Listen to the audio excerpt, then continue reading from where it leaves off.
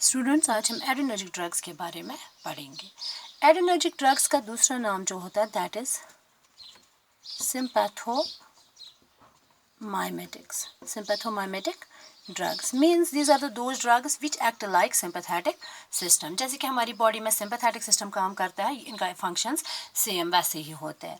अब हमें देखना है कि sympathetic system क्या फंक्शंस दिखाता है। sympathetic system adjusts our body in case of stress conditions. Mean जब हमारी बॉडी किसी स्ट्रेस कंडीशन में होती है, it prepares our body for flight और फाइट। मीन्स ये हमारी बॉडी को प्रिपेयर करता है इन दो कंडीशंस में। अब इसमें क्या होता है, इन दो कंडीशंस में क्या होता है, there is an increase in the cardiac output. Cardiac output increase होता है, हार्ट रेट बढ़ जाती है, और क्या होता है, blood gets shifted from organs like skin, gut, kidney to organs like brain, heart, skeletal muscles. Means इन ऑर्गन्स को स्ट्रेस कंडीशन में ब्लड की ज़्यादा ज़रूरत पड़ती है, which is performed by the sympathetic responses. Sympathetic system हमारे ब्लड को शिफ्ट करता है from organs like skin, gut, kidney and glands to heart, skeletal muscles and brain, even to lungs. इन ऑर्गन्स को ज़्यादा ब्लड की ज़रूरत पड़ती है ड्यूरिंग स्ट्रेस कंडीशंस। अब हम देखेंगे कि न्यूरोट्रांसमीटर्स इन्वॉल्व क्या होते हैं इस एड्रेनर्जिक सिस्टम में। Neurotransmitters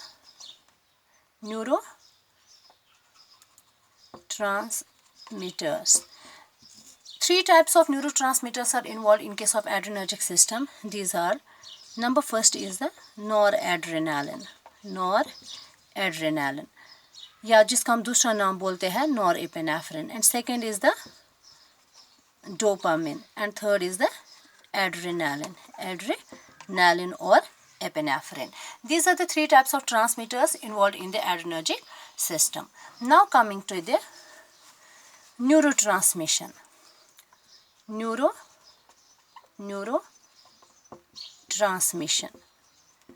Neurotransmission in case of adrenergic system. इसमें भी 6 steps involve होते हैं. Number first step is the synthesis of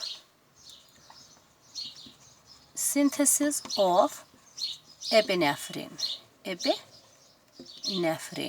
Synthesis of the neurotransmitter, that is epinephrine और norepinephrine. अब ये जो synthesis कैसे होती है इसमें, it starts from the tyrosine. ये जो हमारा टायरोसिन होता है, it enters into the exoplasm. ये एक्सोप्लाज्म में आ जाता है by means of sodium linked carrier. ये जो टायरोसिन होता है, it gets converted into dihydroxyphenylalanine. It gets converted into dihydroxyphenylalanine, which is represented by DOPA. ये डोपा में कन्वर्ट हो जाता है in presence of an enzyme tyrosine hydroxylase. इसमें जो एंजाइम लगता है that is tyrosine hydroxylase. Tyrosine hydroxylase converts tyrosine into dihydroxyphenylalanine. ये जो डाइहाइड्रोक्सीफेनाइलएलानिन होता है, it further gets converted into dopamine. Dopamine in presence of an enzyme dopa decarboxylase.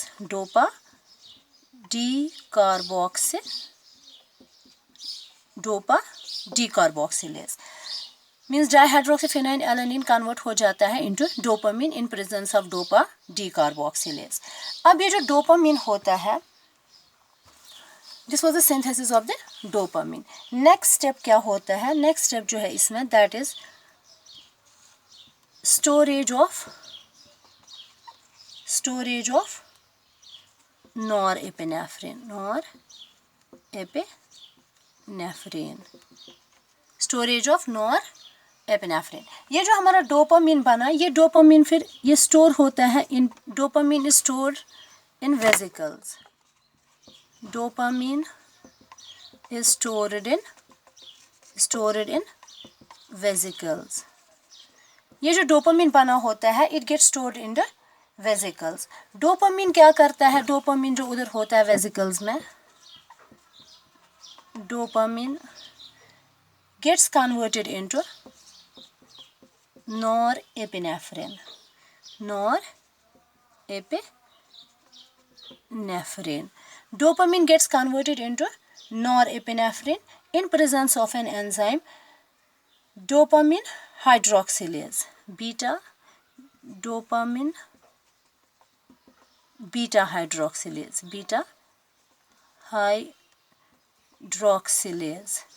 Dopamine beta hydroxylase means ये जो हमारा डोपामिन जो वेसिकल्स में store हो जाता है, अभी डोपामिन कन्वर्ट हो जाता है norepinephrine in presence of an dopamine beta hydroxylase. ये जो डोपामिन इधर होता है या नॉरएपिनेफ्रिन बन गया, ये वेसिकल्स में स्टोर होता है in presence of ATP and beta hydroxylases. ये इसमें स्टोर होता है। This was about the storage of norepinephrine. Now storage के बाद दूसरा स्टेप जो आता है इसमें, that is third step is release of norepinephrine. जब ये स्टोर हो जाता है हमारे वेसिकल्स में, एक्सोप्लाज्म में, फिर क्या होता है कि जब एक्शन पोटेंशियल्स आ जाते हैं, there occurs an influx of calcium 2 positive ions. Due to the influx of calcium 2 positive ions, vesicles fuse with the cell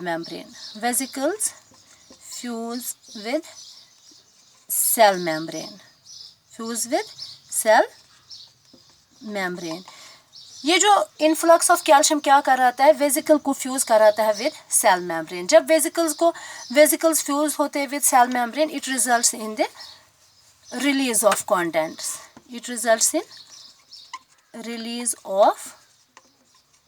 contents. जब हमारे को रिलीज हो जाता है कॉन्टेंट्स इसी साइनेप्टिक क्लेफ्ट में, then the fourth step occurs, that is binding to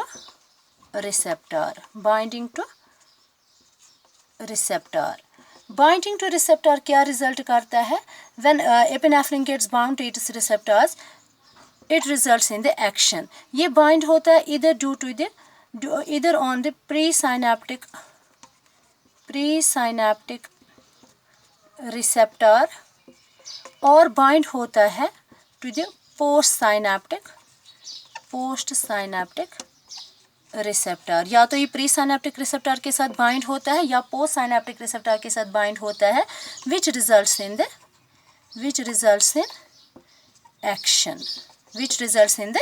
action. This was the binding of the receptor.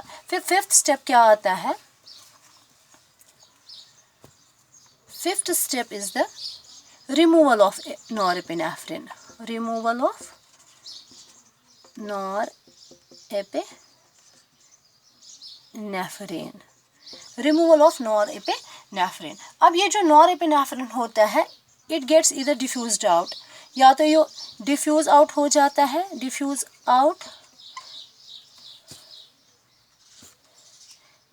Out and enter into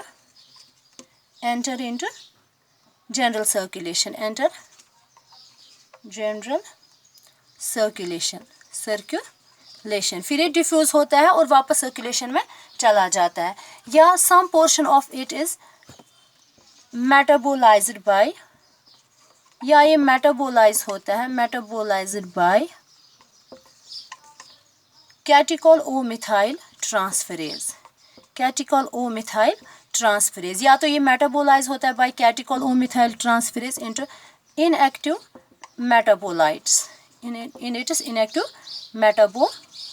and is excreted in the urine. और third क्या होता है, और कुछ portion इसमें क्या होता है, इट इज रिकैप्चर्ड, या तो ये रिकैप्चर हो जाता है बाय अपटेक सिस्टम बैक